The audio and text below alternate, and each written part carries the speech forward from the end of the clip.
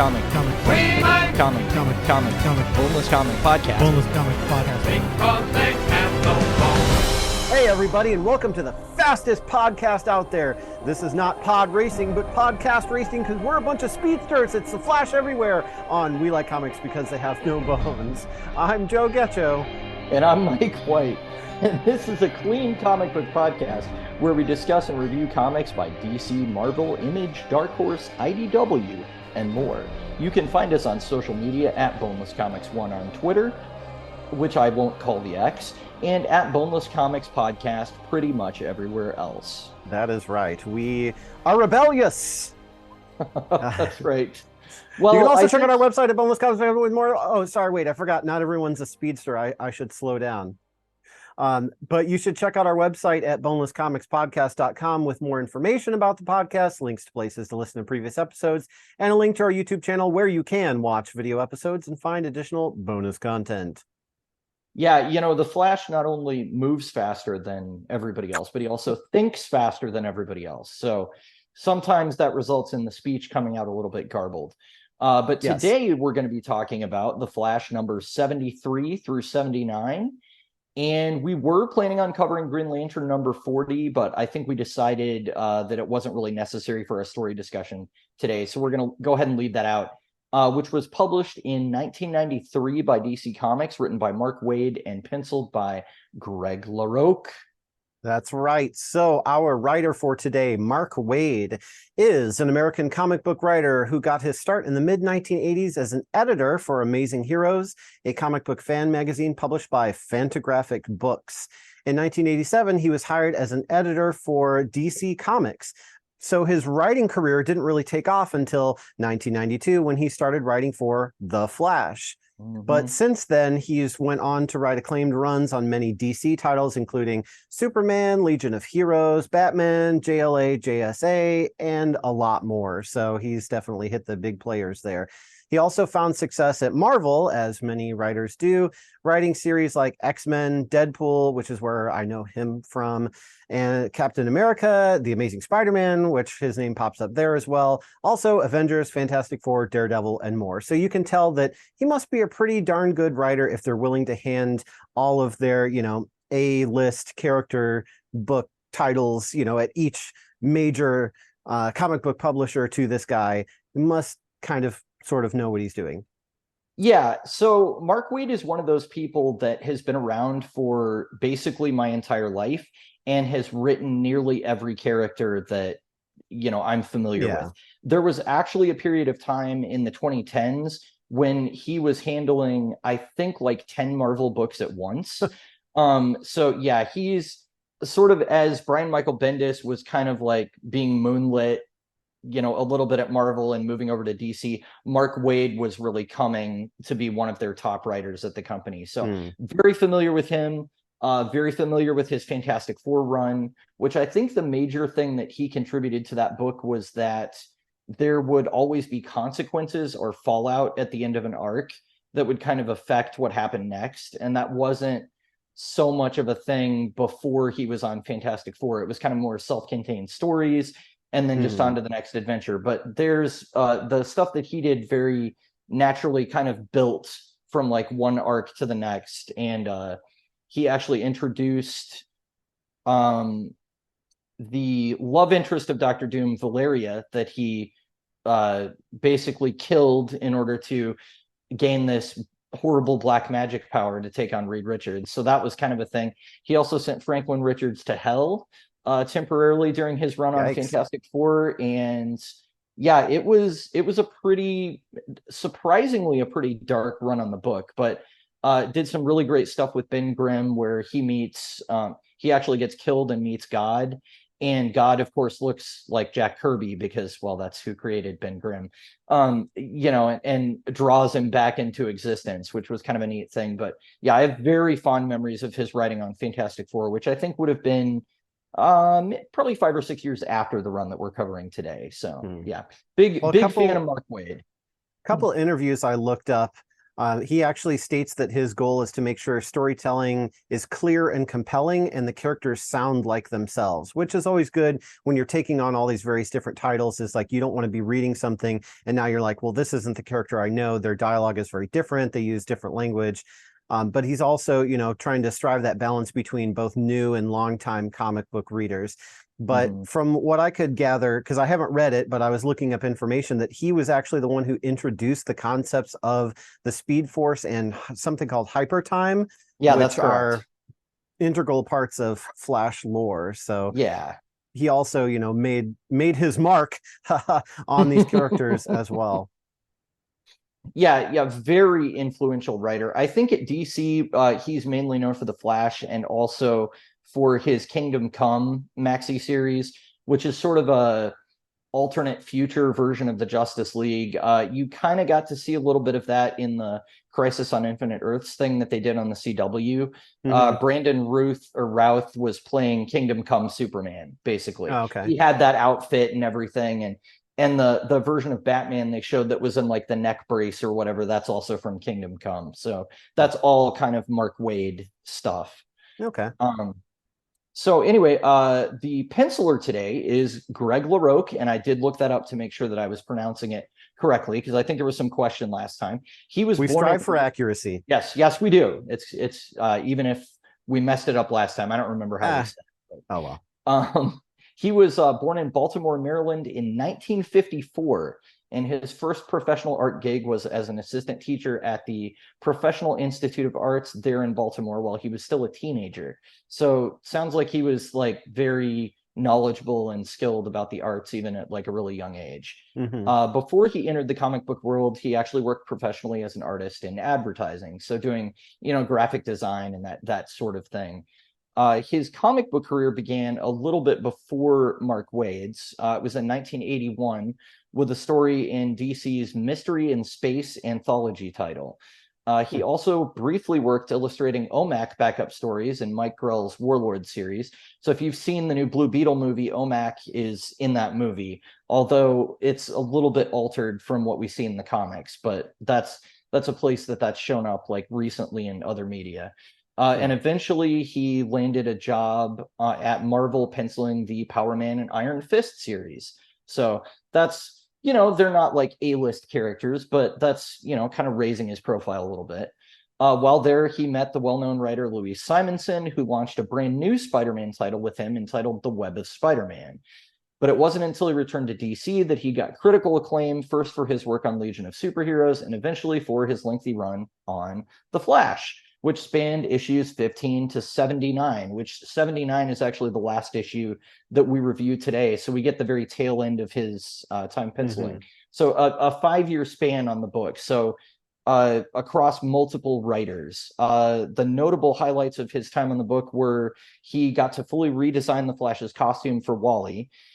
He introduced Wally's girlfriend, Linda Park, for the first time, and he reformed the longtime Flash villain, the Pied Piper, as a hero, as well as establishing that he's gay, apparently. So that character, I believe, showed up in the CW show early on. I think they had some kind of like electronic flute or something that he was using. But yeah, he's sort of a reformed villain that helps the Flash out from time to time. LaRocque was semi-active during the 2000s, but his last published work was in 2011 for The Flash, the 80s one-shot. All right. So we have said The Flash a lot here, and we probably should clarify that there's actually a lot of characters in this story in particular called The Flash.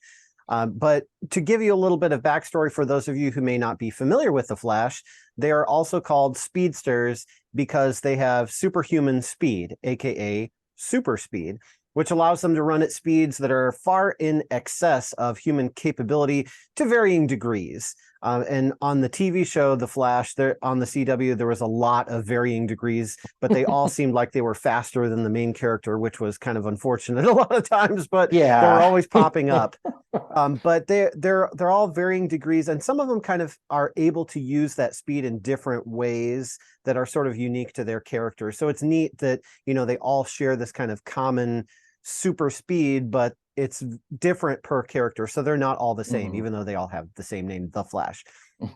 They also resist the side effects of traveling at this super speed, such as, air resistance, not being able to breathe, some kind of shock resulting from contact with objects, like a fly in your path and all of a sudden whoosh, at super speed. Yeah, they're able to handle that. They can't, they're not impervious to bullets and things like that, but I guess bugs and small objects at small speed or at high speed. They can also attack opponents physically by striking them very fast. So even if they don't hit you very hard, even if they hit you as hard as, a normal person could, doing it at super speed will, leave a mark on you.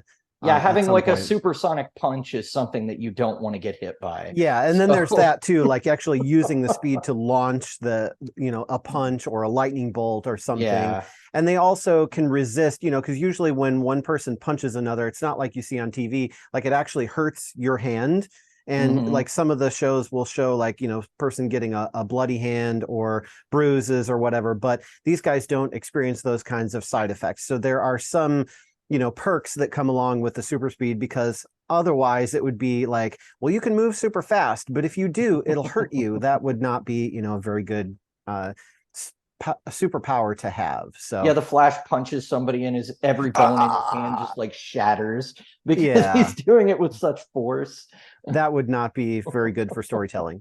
No. So the actual Flash characters that we have in this story, first of all, we have Jason Peter, or Jay Garrick, who was actually the first Flash and gained his speed enhancing abilities by inhaling hard water vapor during a lab experiment. That must have been some really hard water, a lot of chemicals, I guess. But the character was created by Gardner Fox and Harry Lampert during the pilot issue of Flash Comics, which was published in 1940 by All American Publications. So in the 1940s, there were a lot of chemicals that made a lot of superheroes. So I guess it's no stretch that, it was chemicals in the water that did it for Jay Garrick. We didn't know much about genetics in the 40s like we do now. I don't think so. I still don't know that much about genetics, but there you go. The next character we have is Bartholomew Henry, or Barry Allen. Barry Allen, Run, Barry, Run, is the second character known as the Flash, who was created by writer Robert Kaniger and penciler Carmine Infantino. And I'm sorry if I pronounced these wrong, but these are my best guess. I think you got Carmine. The first appearance of Barry Allen as the Flash was in Showcase number 4 in 1956. And just like in the TV show on the CW, Barry was a forensic chemist with a reputation for being very slow, frequently late. And then a lightning bolt strikes and shatters a case full of unspecified chemicals, drenching him, temporarily knocking him out. And then when he woke up, he found out that he was a speedster. You're a speedster, Barry! As to quote Harry Potter there. Yes. Mess it up. But anyway. To quote Hagrid. Yes. No, yeah. Well, Harry Potter, the franchise, not Harry Potter, the character, because Hagrid says it. But yes. Yes. We strive for accuracy. And then we have Wallace Rudolph, or Wally West, created by John Broome and Carmine Infantino, and first appearing in Flash number 110 in 1959. So as with typical comic fanboys, Wally looked up to the Flash as a kid. He encountered a freak accident when he was visiting his aunt, Iris West, who is also Iris West Allen, who is, of course, married to the already speedster Barry Allen, aka the Flash. And so lightning just happened to strike the chemicals in Barry's lab, just as they had on the night that Barry gained his powers, and Wally really wanted to have them. And so then, of course, he got them and became a speedster as well. Very convenient. But that's, how it happened. And he took the name Kid Flash because he was a little bit younger. So he served as Barry's sidekick. And, this is one of those instances where lightning strikes twice, I guess, when the writers call for it. So something kind of pertinent here is that in the storyline Crisis on Infinite Earths in the comics, Barry Allen is actually tragically killed and is no longer in comics. So Wally takes up his mantle of the Flash and puts away, the Kid Flash outfit and name, and just, I'm the Flash now. And he adopts a similar outfit. And it's kind of like Miles Morales Spider-Man, who takes on the name after the Peter Parker of his reality is killed, although Miles kind of takes on more of his own persona with a different suit, even though he uses the Spider-Man name. Whereas for all intents and purposes, Wally really just kind of is the Flash. He looks in the same kind of red outfit and is basically, I'm replacing the Flash, but it was more of an homage to Barry Allen because he really, respected the guy and looked up to him and wanted to kind of keep that legacy alive. And that's a big story point in DC, is keeping the legacy, passing on from the older generation to a younger generation. Even in the 50s, they were doing that. So there's one other speedster we should talk about who wishes that his name was the Flash, but it is not. He's actually the Reverse Flash, Eobard Thawne, aka Professor Zoom. He was created by John Broome and Carmine Infantino and first appeared in The Flash number 139 in 1963 and is the arch enemy of the Flash, but specifically for Barry Allen. Like, he has a thing out for Barry Allen, and we'll get into that when we discuss the story today. Yeah, so one thing I was thinking about when you were talking about how Wally got his powers is that later writers would kind of realize that it was a bridge too far for him to just be struck by lightning and chemicals exactly the same way. And I think there have been people that have tried to explain, like, well, maybe the Speed Force wanted him to have powers, or something like that, and try to put some kind of intelligence behind it, because it is really convenient that Barry was like, hey, check out this crime lab, kid, and then it just happens like right there. Yeah. So, isn't that kind of like what happened to She-Hulk in the MCU, how they gave her powers on screen? Isn't that kind of similar, where it's like, no, my blood will turn you into a Hulk because we're related. Oh no. Yeah. it was so bad. It was so much worse than like what they did in the comics, actually. So yeah, it was kind of just like this is obviously here just for plot convenience so we can get to the superhero stuff. But yeah, unfortunately. Yeah, so anyway, our story today, it opens with Wally as the Flash, not Barry. So this is Barry, for anybody that doesn't know. This is kind of his Jim Lee design from the New 52, but I do not have a Wally action figure, unfortunately, but maybe I need to get one. As long as it is in a red suit and is the Flash, I mean, it could pretty well be anybody, right? Yeah, there are differences. If you'll notice in this story, Wally's outfit is like shinier than Barry's, and his ears are like swept back a little bit more. The little pointy things are, while Barry's are like straight up. Yeah. So there are some like subtle differences, but yeah, their outfits look extremely similar. So as our story opens, it's Christmas time in Keystone City, and Wally West is celebrating with Linda Park, as well as Jay Garrick and his wife, Joan. Bored, he starts to leave, but is startled by who he sees at the door, his long-dead mentor, Barry Allen. So while initially suspicious of him, Wally and Jay slowly come to accept that Barry has returned and fight the technologically advanced gang, the Combine, together, who basically remind me of Enter Gang in Superman comics. They seem to be like the exact thing. Just really technologically advanced thugs that are, knocking over banks and stuff like that. Anyway, during one of the Combine's outings, a gang member claims to have killed Wally, who he calls the Flash. Barry, at this point, goes into a rage and starts screaming that he's the only Flash and almost kills the gang member in retaliation. I think Wally actually has to like pull him off to like keep him from killing the guy. So as the sort of cracks in this new Barry's persona start to form, he even goes so far as to leave Wally in a deadly force field so that he can be the sole Flash of the Twin Cities. So you've got Keystone City and Central City. Wally is from Keystone and Barry is from Central City, but they're sort of like twin cities. So that's what we mean when we say that. So Wally, shocked that his mentor would try to kill him, is forced to rely on his own abilities to escape death. And that's going to be important later because he actually displays abilities that he didn't think he had, like vibrating through solid matter. Because previously we thought that only Barry could do this, but now Wally is doing it too. So meanwhile, Jay Garrick decides to band back together with old speedsters Max Mercury and Johnny Quick as Barry, or Barry in quotes, begins a reign of terror on Keystone City for forgetting the one true Flash. So it's really bad. Like, he's going around destroying construction sites, like just attacking people on the street. Like it's really arch villain kind of stuff. Yeah. So this Renegade Flash also wipes the floor with the three old timers as Wally makes a startling discovery. This new Barry Allen is really Eobard Thawne, the Reverse Flash. So Wally decides to confront Thawne, but feels like he's in over his head because he's never faced somebody on this level before. And while he gets a lot of advice from the older speedsters, Max Mercury's words kind of cut him the deepest, where he says, "You're holding yourself back out of fear that you'll surpass your mentor, Barry, and that the world will move on," hailing Wally West as the greatest Flash ever. So finally ready, Wally lures Thawne to the Flash Museum, where he forces him to admit he's not Barry Allen, a fact that even Thawne himself had forgotten. Thawne is from the 25th century and idolized the Flash. Determined to head back in time and meet with his idol Barry, he gives himself speedster abilities and even changes his own appearance to look like Barry. But when he arrives in the 20th century, he realizes he missed the mark because Barry is already dead.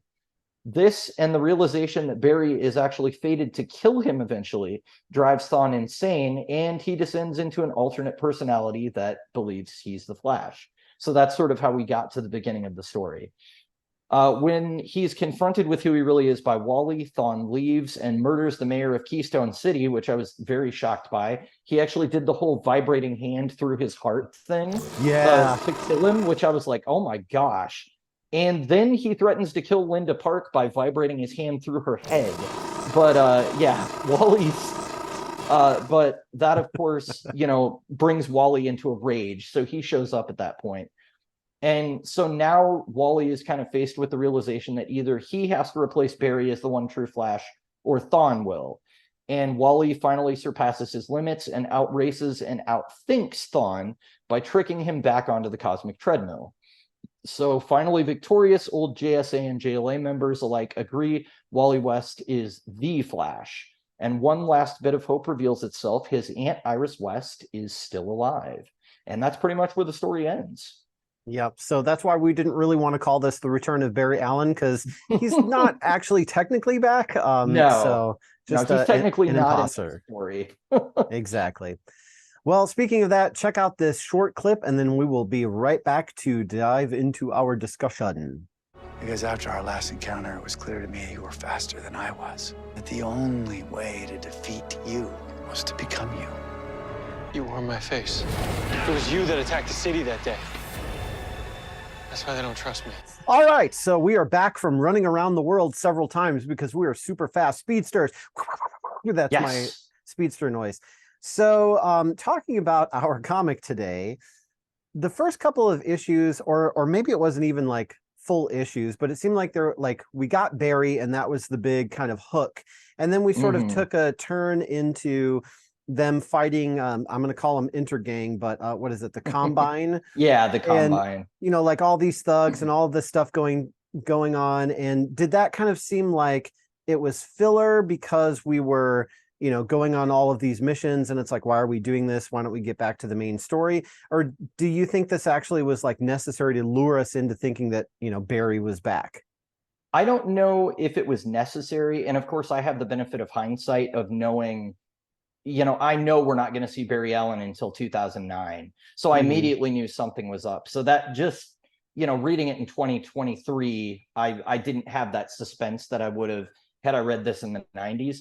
But I did like the first sort of Christmas issue because I felt like it established the relationships between like Wally and Jay really well, where you could kind of tell like, okay, Jay is he's kind of filling a mentor role for Wally. He's not, the same as Barry, but they're actually spending Christmas together. So the two Flashes are close and, they're spending time together. And I thought that was kind of good to have a little bit of kind of just character work before we get into the craziness of the story. As for them all running around town and like stopping criminals together for an entire issue where they like saved this pregnant woman and they stopped her boyfriend from like robbing a bank or something like that.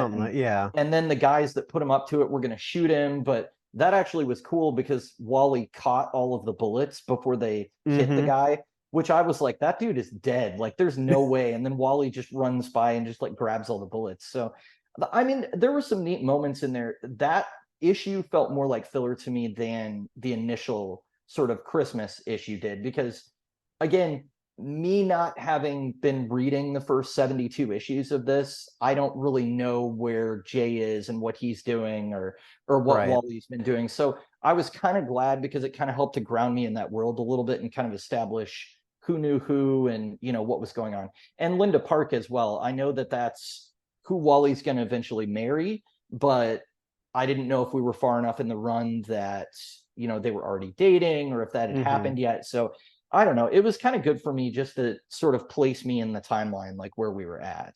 Yeah, that's kind of how I felt, is like it felt like filler when I was kind of going through it, but then as I was looking back at it, I was like, it actually was kind of nice just to sort of ground you in the story. And then when we get to the part where Barry Allen is, well, in quotes, we need to say in quotes every time, Barry Allen is like threatening that thug because he thinks that Wally's dead, but it's not because he thinks that Wally's dead. He thinks that the guy's like, I killed the Flash, and Barry freaks out and he's like, no, I'm the Flash. You didn't kill the Flash. I'm the Flash. And he like freaks out. Yeah. Like that just kind of came out of nowhere. And I think sort of that being like filler of them going and stopping crime was to like lure you into a false sense of security of, well, maybe it is really Barry. And like Wally's suspicious at first, but then, you know, Barry starts talking about Iris and she apparently was killed off as well, you know, and so he goes to visit her gravesite, and Wally's like, okay, now I know that it's you, because I was wondering, like,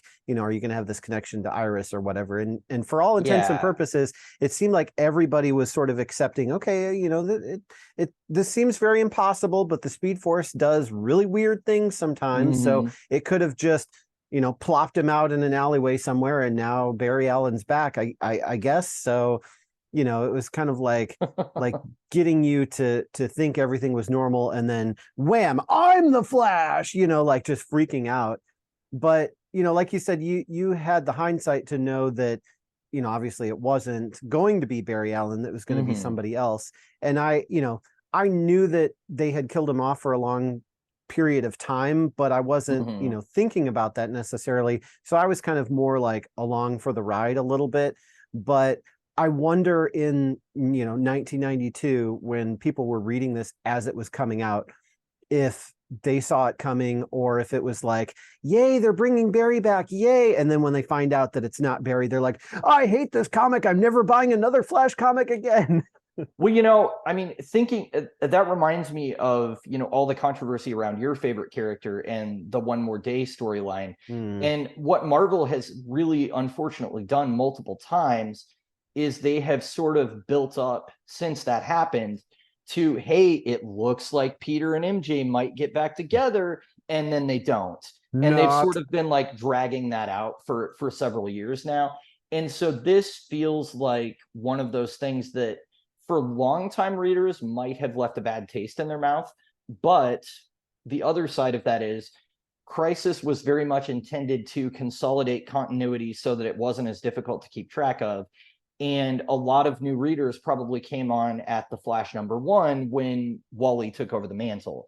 So those new readers are just going to be like, well, what's going on? Like, what's happening here? So it's kind of akin to me starting the New 52 and going like, well, I have no grounding in like deep DC continuity, so I'm just enjoying what's here, and I don't know that anything's missing. Like when I'm reading The Flash and it's about Barry and none of those other characters exist, like there's no Wally, there's no Jay, there's no any of those, like I didn't know anything was missing. But now, having read more stuff, it's kind of like, oh wow, like there's so much legacy to this character and so much of a past, and to take that away, I think The Flash is actually one of the books that was hit the hardest by the New 52 reboot, because honestly, Wally had married Linda. They'd had 2 kids, Jay and Irie, who are both speedsters themselves. So they had like this whole like family thing going on. And that was, I mean, he was the Flash for like over 20 years, like the only one. So the generation that grew up reading those comics, you know, like the late 80s through the 90s through the 2000s, all the way up until 2010, Wally West is the Flash. There's nobody else. So yeah, I mean, I think it really would depend on where you were at in your reading whenever you were reading this.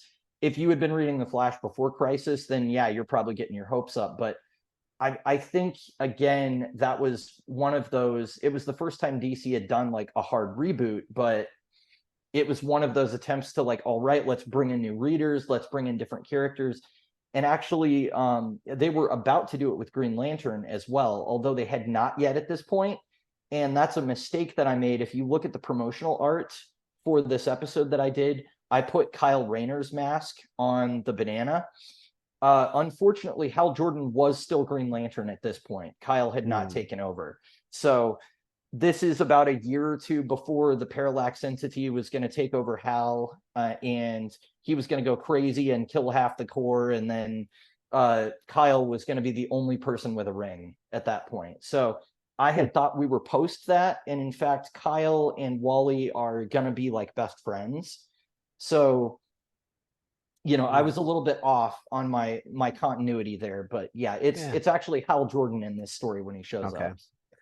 Well, it was funny because you said, you know, generation growing up around this time would, you know, see Wally West as the Flash. Well, I was introduced to the Flash through the, you know, Justice League animated series in the like late 90s. So to me, you know, he was Wally West the Flash. And so to me, it was always Wally West the Flash. And I don't think it was until they had the Flash on the CW in the Arrowverse, actually, where they're like, oh, the Flash, we're going to, you know, introduce the character and his name is Barry Allen. And I'm like, who the heck is Barry Allen? Like, I had no idea. And, you know, finding out that Wally West wasn't the first Flash. Okay, well, you know, I guess that makes sense because a lot of these characters are old and DC does the legacy, you know, handover thing. But Wally isn't even the second Flash. He's the third, and he's the kid's sidekick. I was like, wow, you know, that just like, I had no idea growing up that, you know, Wally West wasn't the guy, like the primary Flash. Like, no, he's just the kid's sidekick who grew up. It's interesting now because the fandom that are now, you know, kind of our age have been a little bit bitter about the direction the comics have taken, because Wally was very much sidelined for a long time. They finally in 2016 brought that version of the character back into continuity, because what we had prior to that was Wallace West, who is the African-American character. And so he, you know, he's related to Iris on a different side of her family, I believe, but through like a brother-in-law or something like that. But at any rate, so that character was then Kid Flash, but then they finally brought back our Wally, and they put him in Titans, which it makes sense for him to be in that book. It wasn't Teen Titans because that was a separate title, but they were kind of like the 20-something, like grown-up versions of the Titan heroes. So you've got Nightwing, who used to be Robin. You've got Tempest, who used to be Aqualad, you know, and all those guys. So Wally is really just another one of those people that was originally a sidekick character, but he eventually became his own hero. But more so than a lot of those other characters, he didn't just become his own hero, he actually replaced his predecessor. So it's actually like probably more impactful with him than any of the other ones, because Nightwing didn't replace Batman. Like, Bruce Wayne is still out there, even though we have Nightwing. But yeah, Wally took over the legacy. And same for me. Whenever that animated series was on TV, that was the version of the Flash that I knew, played by Michael Rosenbaum of all people. Yeah, that was the Flash to me. And so Barry, you know, whenever New 52 started, that was the version of the character they were going with, and I had to kind of learn about him. But at the time, I didn't think much about it because I was just like, well, it's a new continuity, so they're doing something different. I didn't know how much legacy and stuff was, you know, existing. So, and I think that's really like important for this story, is to kind of know all of that, because otherwise you're like, well, Barry Allen's back. I mean, you know, yeah, it's Barry Allen. He's the Flash, and Wally's the Flash, and Jay's. What's the big deal, you know? But this is a big deal because it's like Barry's been missing. He's been dead, and not just presumed dead, but like, yeah, he's dead. He's out of comics for, you know, a long time, and now suddenly he's back, but he actually isn't back. So, but the filler, quote unquote filler, you know, that I was kind of talking about before, like they're just kind of going and solving like regular Flash crimes, but it's sort of like, it's not a montage of sorts, because they're still kind of talking during it, but that's kind of the feeling I got, was like there's a lot of scenes of them there's like one or two little short lines of dialogue, and they're just kind of going through and kicking butt and taking names and that sort of thing. Yeah. But I did enjoy it because it was nice to have the Flash in kind of like a small scale, self-contained issue versus when he's like, in the Justice League or participating in a big event, because it's like he's kind of shoehorned into a certain role when he is like in a large event book. It's like, well, you're the guy who runs fast, so you can't fly, so we have to make up for that. And then it's like, well, go, make a tornado or go create a diversion or, something like that. He's kind of more of a guy with boots on the ground doing the work rather than, kind of commanding his own sector, I guess you could say. So It was nice for me to, sort of see this as, okay, the Flash is doing something and he's his own hero, and he's kind of like the friendly neighborhood, type hero versus the like, world-ending event hero. So, I mean, do you share that, or do you kind of like the big events where they tie in the Flash?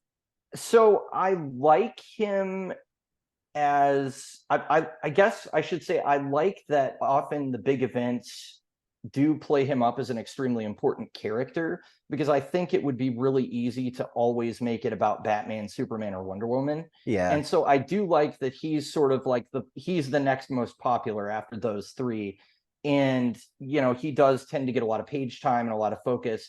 And time travel being, one of his abilities, certainly, for Barry, if not for Wally, it's, he's often used to sort of trigger reboots and stuff like that. Although in Crisis on Infinite Earths, it was really his death that, kind of set things off more than him changing a timeline or anything like that. But I enjoy that stuff, but I think I really do like seeing him do street level things, because that A, makes more sense for his power set, and B, I think he has a lot of really good villains for that niche. Like the Rogues are really good villains for the Flash specifically, because they don't usually kill people. They're just trying to like get rich. They're just kind of like this gang that like has kind of a loose sense of morals and honor, where like, we're not going to hurt people, but we are going to take stuff that doesn't belong to us and get rich quick, and things like that. And so they're kind of like low stakes bad guys,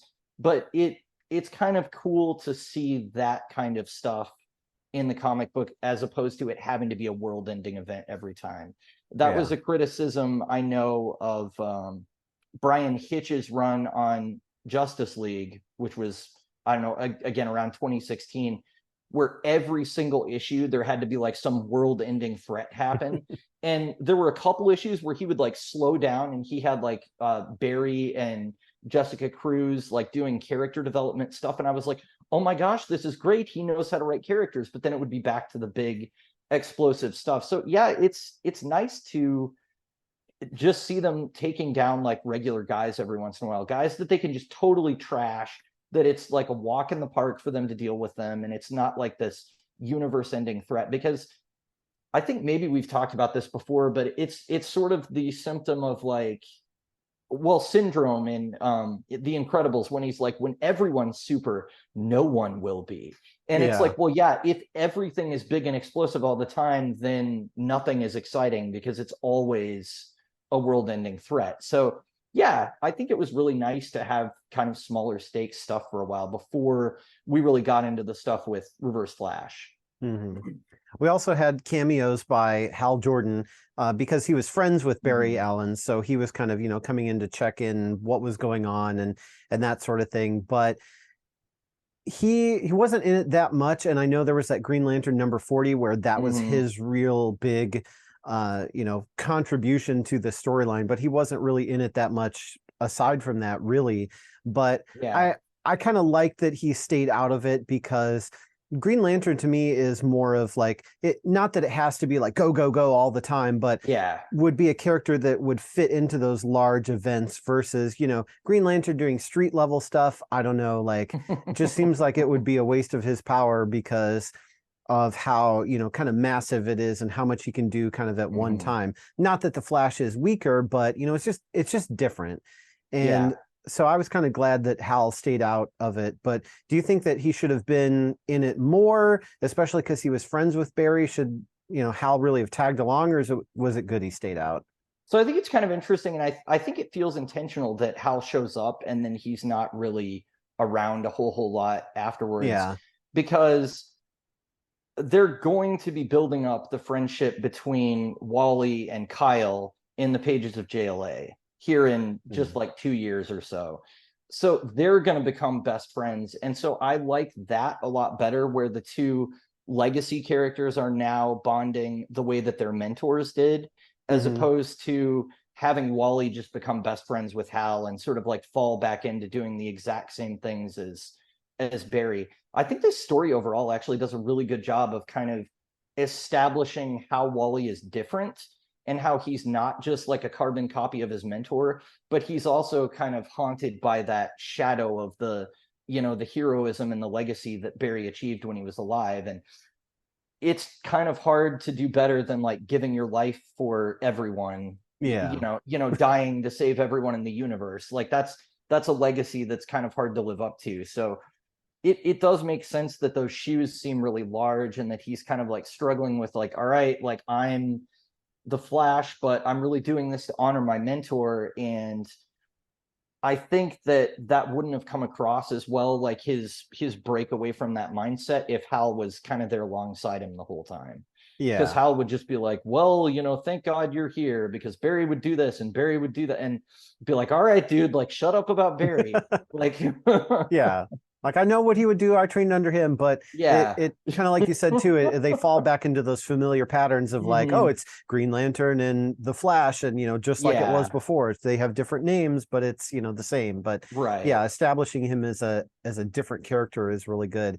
Like, there were a lot of things about this story that, not just the story itself, but like from a storytelling perspective, that I thought that Mark Waid did really good with, kind of like moving things around and setting things up and like giving you a little bit of suspense. Like we talked about, the thug that Barry almost killed because he's like, I'm the only Flash. But there was also like, they had this book that was found behind where Barry had appeared, and it had the Flash logo on it, and they showed it to us a couple times. And then they started talking about like Wally figured out what was in the book, but they still didn't tell us as the reader what exactly was in that book, even though they'd showed it to us. And then Wally knew what was going on, but they didn't tell us. And it was kind of the opposite of where like the reader knows the secrets and it's up to the characters to figure it out. This was the character knew, and it was up to the readers to either figure it out or just wait for the reveal. So I thought, like, I like that kind of, keeping the suspense interesting and kind of keeping you going as the reader, and, giving you the sort of like Scooby-Doo, who was it at the end? And you lift off the thing and, oh, it was Thawne. Of course it was. But did that work for you, or do you prefer kind of the other way around? Well, I didn't know it was going to be Thawne. I didn't know who it was. I knew it wasn't Barry, but I didn't know that it was actually going to be like his worst enemy. I didn't know it was going to be that terrible. So it did work with me. There were a couple times where Jay would say something to like Max Mercury or Johnny Quick, where he'd be like, I didn't think we were going to have to do this, but we are. And they'd be like, but you said it, we'd only ever have to band together if ... And then like, we don't find out what they're talking about. So Jay was doing too, where he was like, yeah, I wanted to believe him, but something's up and all of this. So I thought that the suspense built very naturally and very like at a good pace, that it kept you wanting to read the next issue, which again that's kind of a specifically comic book writer skill, because if you're writing a novel, you don't need to do that kind of escalation every issue. But if you're writing a comic book, you need somebody to buy that next issue. So you need to keep building it slowly. And I think that Waid, even though this is early in his career, is really like doing that effectively, where every time I would get to the end of an issue, I'd be like, well, I have to know what happens next. Like I have to know what's going on with the journal, or what's Jay talking about, or whatever. Why is I knew that it wasn't Barry, but like, why is he actively trying to kill Wally? Like that seems like one step further than what I expected. So I think it was really effective, and it's basically the inverse of like what they do on Star Trek the original series, right? Because there's an early episode where like Kirk has a transporter double made of him, right? And we find out what's going on in like the first 15 minutes of the episode, but it takes the crew like 35 more minutes to figure it out. And it's really obvious too, because he has like dark eyeshadow around his eyes, so that we can he's evil. tell, like, oh, that's the evil Kirk, you know. And the goatees too in the mirror universe stuff. Yeah, like, oh my gosh, yeah. The evil goatees of the mirror universe.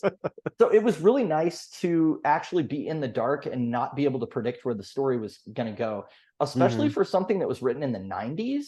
I think that that's really good, because just as storytelling has developed and as we've consumed more and more media, I think a lot of times, especially for me, it's really easy for me to go, oh yeah, I see where this plot point is going, and you know, things like that. But this one, as far as the actual identity of who Barry was, like, it kept me guessing. Like, I didn't know until they revealed it, and then I was like, oh, of course that's who it is, you know. Yeah. But, so it both made sense, and I didn't totally see it coming. So yeah, I think it was very effective.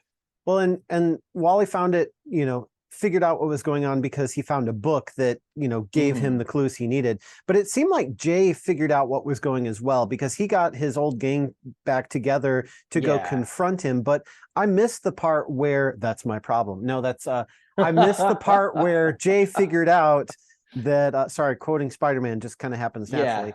I missed the part where Jay figured out that it wasn't Barry. Like, was there some kind of clue? Did he come to some realization? Or so Barry was living with him temporarily, so I think there wasn't like a clue on panel to us necessarily. It was just Jay was like, I don't know, there was a panel where he was like, when he started to recruit Max and Johnny, where he was saying something like, yeah, I didn't want to believe it, but like, something's up with him. You know, I don't think it's him. And, you know, it was just like a throwaway sentence or something like that. But it was another one of those little, like, something's going on. Like, what's, you know, what's going to happen? So, well, and he's putting some people together to take him down. Like, uh-oh, you know, there's going to be a confrontation. Yeah. And I don't really know Johnny Quick or Max Thunder's deal a whole lot. I do know that I think Johnny Quick is the one that has like a speed formula that he uses to obtain his speed. So it's some like scientific formula that he invented that allows him to be a speedster. And I don't really remember what the deal is with Max Mercury or whatever, but yeah, they're both speedsters. They're not as fast as Jay. They're not as fast as Wally. And one thing I will say that was satisfying, not just seeing Wally sort of figure out what was going on, but was also him like pushing his own limits, especially towards the end of the story, because Wally is canonically, and DC has said it multiple times, he's the fastest. Like, there is no faster Flash. Barry's not faster. Jay's not faster. Wally West is the fastest Flash that there will ever be. So this story was cool knowing that, because I'm like, so I'm seeing him like come into that side of himself where he really is going to surpass his mentor. Like, it's not something that might happen. It's going to happen. He's going to be faster than Barry was. So yeah, that was really satisfying for me to see, actually, in this case, knowing how it ends, you know, because I'm like, wow, like, he's actually going to get to that point, and that's probably going to be really satisfying.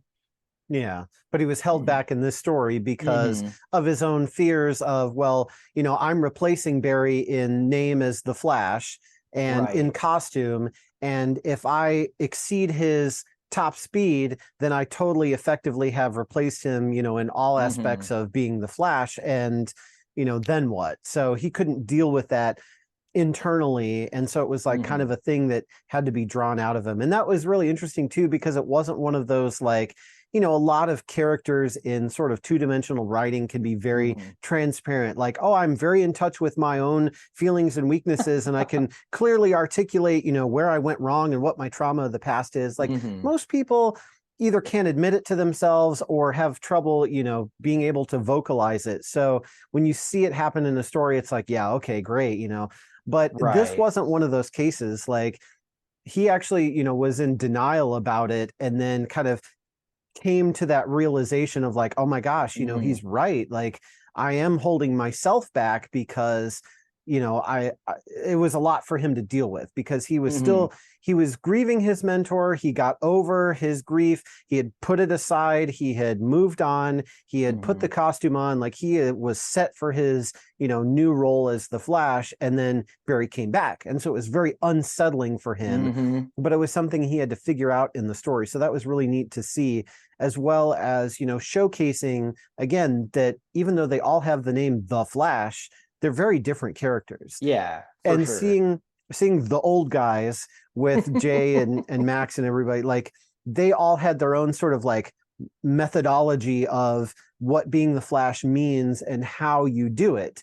And they sort of approached it from different perspectives. Like you're mentioning, like there was one with formulas, and then there was another one that was like all Zen about it. Like, oh, well, you have to make peace, you know, inner peace will help you. And they were going through all of this to try to help Wally out, and he's like, this is, you know, bogus, and this is not helpful, and oh my gosh, this Zen stuff, like, I'm not going to sit around for, you know, this whole time, like, I want to move, I'm fast, you know, that sort of thing. But that's where we get that first inkling of, you know, maybe it's you that are holding yourself back. Maybe it's, you don't need to rethink how you do you, but you need to rethink, you know, what it is that's holding you back. So that was a really growing experience for Wally. Yeah, it was really satisfying to watch that. And I think one thing that you said that was very true is how a lot of times characters in media will then just they'll just say out loud the exact thing that's going on with them. Which is not usually how it works in real life. Usually what it takes is somebody else on the outside going like, hey, have you thought about this? That's like close to that person that knows them well enough to be like, hey, do you think maybe it's you know, that you're worried about surpassing Barry and that might be the problem? Like, and so once that little nugget goes into Wally's head, like, he immediately rejects it, but then it keeps bothering him, you know, for a while. And he starts to realize like, wow, I really am just holding on to like that last piece of Barry Allen, and I don't want to ruin his legacy. But then not only is that like a problem, but now he has Thawne out there who's saying, I'm the Flash, and also I'm Barry Allen. So it's basically like, if you don't step up and become the Flash, this guy is going to destroy his legacy. Like, anything good that people thought about the Flash is going to be gone after he like murders everybody in the city, and you know, who knows what he's going to do in Barry's name. Yeah, I mean, so yeah, it was really cool that sort of like Thawne's intentions sort of tied all of those themes together at the end, where it was like, all right, I've got to do this. I've got to surpass Barry basically in order to protect his memory, but also just to become the Flash, which is what I'm supposed to be, you know? So I thought that was really well done as far as his character arc, and especially the realization not coming from himself. I think that was very smart. So yeah, so let's talk about Eobard Thawne a little bit. And I'm having a lot of trouble with this because I'm watching Ahsoka, and so I really want to say Thrawn, but I'm trying really hard to say Thawne. So if I accidentally say Thrawn, I apologize. I know that it's Thawne. Yeah, because of that. But anyway, I really like him because he seems kind of unique as far as an archenemy goes, because you know, we have all these guys named the Flash, but he's specific to Barry Allen. So it's, you know, a very personal thing, but not just that. Like, Eobard is obsessed with Barry, and not because he wants to be a villain, not because he wants to go commit villainy and rob and steal and plunder and all of that stuff, but he's just jealous of Barry and feels like super inadequate. So he has to fight Barry to make himself feel better, or he has to kill him because, you know, oh, if I, you know, engage you and I beat you, then that means that I'm better than you, and that will help my own inadequacy, and, you know, something like that. But he isn't trying to take over the world. He isn't hurting people really for the fun of it, unless it's to torture Barry. Right. And even then, a lot of times it seems to be motivated by like, well, isn't this going to make you a better hero, though? Isn't that going to make you better? It's like, I'm helping you. Like a more spectacular hero than everybody else. Yeah, I mean, I don't know of another villain in comics, period, that is basically a stalker that gives himself superpowers. And it's even crazier than that, because like he just reads about Barry in like history books, because he lives, like what, 500 years in the future or something like that. So he's way removed from that time, but he sort of just like falls in love with this age of heroes and all this stuff. And he's like, and Barry Allen was the greatest one. He was the Flash, and like he did things no one else could do. And I was heartbroken when I read about the tragedy of him dying and how he saved the universe and all this stuff.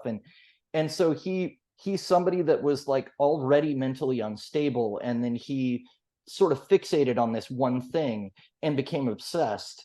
And I don't think it initially comes from a hatred of Barry. Even when he comes back at first, he's like, well, I realized that if I became Barry Allen, I could continue to make him the greatest Flash that there ever was. I would just take on his identity, and the fact that he's dead won't matter, because now I'm Barry Allen and I can just do it even better. So it was, again, it's like making himself feel more important, but it's also that like weird, like twisted version of hero worship that he has. And I don't know if there's another villain that I can think of in any comic book that has that like bizarre of a motivation. It really just comes from like, Barry Allen is the greatest hero ever. I'm not his arch nemesis. I'm the person that's going to make him great. Like, I'm going to elevate him and all this stuff. And it's just like, wow, that is really messed up. So he's a fantastic arch nemesis. And anytime he shows up, I mean, I think it's like the Joker. I think it is definitely possible to overuse him where you see him too much. And so I'm glad that a lot of the time the Flash does deal with those street level guys, like Captain Cold or Heat Wave, or, whoever else happens to be in the Rogues. I think those are all good villains. Gorilla Grodd is a really bizarre one that I'm not sure why that's a Flash villain, but it is. Why specifically he's for the Flash, I don't know. But... I have super speed, so I can fight a gorilla who has telepathy. Right, like what? Huh? Because comic books. But Thawne is just one of those guys that he's pretty hard to beat. And even on the CW show, even when there would be seasons where like I was kind of going, I'm not as interested in what they're doing, as soon as they put Thawne back on the screen, I was like, all right, I'm invested. Like, what's going on? What's happening? Because he's just, well, the actor that they got to play him too is like very charismatic, like very fun to watch, and he's very good at that sort of like mustache twirling villainy, that you see him engage in. So I think he's a great villain, and I mean he fit into this story perfectly, because it's all about Barry's legacy, and he's going to come here and make it better, but actually what he's going to do is run it through the mud. Well, because he's nuts. So Exactly. Even if he tries to, he actually wants to imitate Barry and like make himself look like Barry and actually act like Barry, that's one thing. But he goes from acting like Barry to acting like a psycho villain, and that's what messes it up. If he would have just like pretended to act like Barry, then it probably would have been fine. No one would have been the wiser. But because he had to be nuts, he ruined it. He was his own archenemy in this story. He was both his archenemy, Barry, and Barry's archenemy, him, and also his own personal. So he was just a conglomeration of archenemies. Well, it's funny too, because I was thinking about it afterwards, and what happens is the time travel at the end of the story kind of wipes his brain, with him. Right? So he's not going to remember this. And at this point in his continuity, he has not yet met Barry. So what's really dark about this story is, if you think about it, what he's going to do is he's eventually going to remember, oh yeah, wasn't I going to go time travel and find Barry Allen, arrive when he's a kid, and then go murder his mom? That happens after this story. Yeah. So I'm just like, oh my gosh. So Wally basically sent Thawne back in time to go kill Barry's mother, because that's what's going to happen. Yeah. Wally doesn't know that, but that's where this eventually is going to play out to.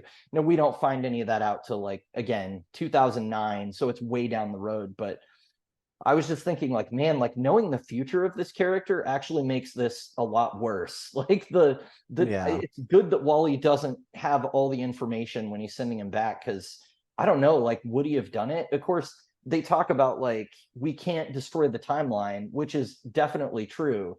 He has to go back. He has to face Barry because it's already happened. So, Right. you know, That was the thing. It's like they knew that he was in Thawne was from an earlier point in his history, and they had to send him back because otherwise, I mean, just things would have changed so drastically that who knows what they would have ended up with. And would Barry have saved anybody during Crisis on Infinite Earths too? Like, we don't know. That might not happen. So it could wipe out the entire Earth, honestly. I mean, we have another really flashpoint. Yeah, it'd be a reverse flashpoint. There you go. It's when you're time traveling and messing with stuff to do with the Flash, it's best to not, I think. Yeah. So I think that's what we just walk away. Walk away. So as Moss says, walk away. Yeah, walk away. Walk away. Well, I guess anything else before we move into final thoughts? No, I don't think so. All right, let's run there. We'll see you in the future for final thoughts. Comic. Boneless Comic Podcast. Welcome to the future, where we will discuss our final thoughts. Run, you gotta like where he's like swimming. That's so weird. Yeah, and especially like the latest movie, which we can talk about a little bit in the after show. Maybe spoiler free, but still talk about it a little bit.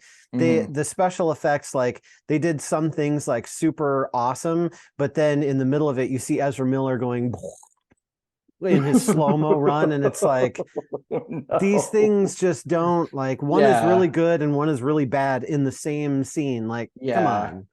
So, but anyway. That sucks. We're still talking about the comic, so we should rate that and stuff and give it bananas. Banana for you, banana for you. Yeah, so I think you went first last time. I think I'm ready to go for this one. Okay. I was not expecting to like this as much as I did. I think knowing that it was the 90s, you know, sometimes the dated art of that period is an obstacle to me. Sometimes the writing is geared towards, we've got to be extreme. I mean, this is very much, we're entering into the era where Superman's going to be killed, where Batman's going to have his back broken and be replaced by Azrael for a while. You know, that's kind of where we're at in DC continuity. And so I was thinking, like, okay, what edgy thing are they doing in the Flash? But this was really just a well done character piece on Wally, and I think it really sets him up to be, you know, a fantastic hero in the future. So it was really, you know, that character arc that really satisfied me the most, of seeing him in the beginning being like, you know, I don't want to surpass Barry, and, you know, kind of struggling with that, and then coming into his own as a true hero at the end, and really owning the identity as his own, not the identity of his mentor. I think there was a really late part where he was talking about, like, why am I even doing this if I'm not doing it for Barry? And so that moment especially was like a good snapshot of like his thought process of like, okay, well, you're going to have to find your own reason to be the Flash. Basically, you can't do it for Barry forever. It's kind of like how the Punisher can't just murder people for like 25 years just because his family died. You know, after a while you start to go like, are you gonna get over it? Like, it's been a while, like, you know. And so so I think it was good to see his shifting motivation, and there wasn't really anything that necessarily held it back for me. So I think I'm going to give it a solid 4. I don't think it's 5 material necessarily, but I think it was just a really satisfying character piece, and I, for the most part, enjoyed the whole ride. So yeah, 4 bananas for me. Awesome. Well, I will see your 4 bananas, and I will raise it a 0.5 and give it a 4.5. Nice. I like this so much better than the Captain America that we read last episode. And like the story was cool because it was like suspenseful and, you know, what was going on. But more than that, I think what really kicked it up a notch was the writing, like the way that it was written, just kind of giving you the suspense and taking you along the journey and giving you sort of not really breadcrumbs and something that you could figure out. But then when it actually happened, it didn't seem obvious. Like, even though it being Thawne seems like it could have been like, well, of course it was his arch nemesis, you know, kind of like an obvious pick. It didn't feel like it was like, oh, well, of course, you know, just some like kind of ironic. And I feel like that's something we get in a lot of like more modern storytelling, is like, because I guess writers think that audiences are getting dumber, and maybe they are, I don't know, but I don't know. you know, we have to have everything just match up and come full circle. And well, of course he was the hero and the villain and, you know, all this stuff, but it didn't feel that way to me in this comic. Like, I really felt like, okay, you know, something's going on with Barry, but then I got lured into sort of a false sense of security with all the, you know, like filler issues of, okay, we're going on missions. And then all of a sudden it's like, oh, you know, Wally gets crushed and, you know, Barry's freaking out. Well, of course he is. He's upset that Wally's killed. Well, Wally's like, well, wait a minute, you know, he said something, but he didn't say what I thought he would say. He's not upset that I was killed. He said something else. And then we continue on, and it's like, what did he say? Like, I'm shaking the comic, like, what did you say? What did he say? You know, and then with the book later, like, what's in the book? And and they even give you a final breadcrumb of like, well, the book, you know, gives us hope for the future. Well, why is that? And then, you know, several pages later, oh, by the way, remember how I said the book? You know, well, the book is important because it was written by Iris West, so she must come back as well. And so it's like, oh, threads for the future. And I was like, this was written really well, and it's interesting, and it's not like, you know, amazing world ending events, but it's very personal for the Flash, and all of these characters feel totally necessary to this story. Some of them are kind of, you know, more background characters, and they're not featured as much, but they're all interesting, and they're all different, and they all have their own little part to contribute that doesn't feel forced. And I just thought it like was a really good mix of everything, and I'd be interested to read more Flash after reading this. So that's a good, you know, 4.5 bananas in my book. So I honestly, the Flash is one of those characters that I have always liked, and I sort of regret that I've not read more than I have. I read most of his New 52 series, but I know that later on, a writer called Joshua Williamson got a hold of him and had like a 100 issue run, and that brings in basically all of the legacy characters. Wally comes back, Jay and Irie come back, you know, all of those elements will be pulled back in. So I might be excited to go in the DC Universe app and try and look at that for something that's more current, but that also is going to involve all of these different characters as well, because I think this story really built up the supporting cast well, you know, where it was like, okay, it's not just Wally by himself. Like, you've got Jay supporting him, you've got Linda, she's there, you know, and of course she's a reporter just like Iris was originally, but she is, you know, her own character in her own right. And so it was just really a well-told story. So I don't think I'm going to give it more than a 5, but I think averaging out to a 4 more than a 4, but I think averaging out to a 4.25 is really good for this story. And, you know, we both really liked it. So well, tell us what you think of this comic by posting on social media at Boneless Comics 1 on Twitter and at Boneless Comics Podcast pretty much everywhere else. And be sure to use the hashtag Boneless Comics Podcast. That's right. Well, next episode, we're going to go very different. We're going to go more sci-fi into the world of Doctor Who and talk about the Weeping Angels of Mons. So make sure that you don't blink for our next episode, or the Weeping Angels will get you. But this story collects issues 6 through 10 of Doctor Who, the 10th Doctor, which was published in 2014 and 2015 by Titan Comics, written by Robbie Morrison and penciled by Daniel Indro. So next time, everybody, thanks for listening, and Joe, thank you so much for choosing the singularly most terrifying subject from any Doctor Who episode for us to read about next time. Don't blink. Next time. Thanks for listening. Comic. Boneless Comic Podcast. Boneless Comic Podcast.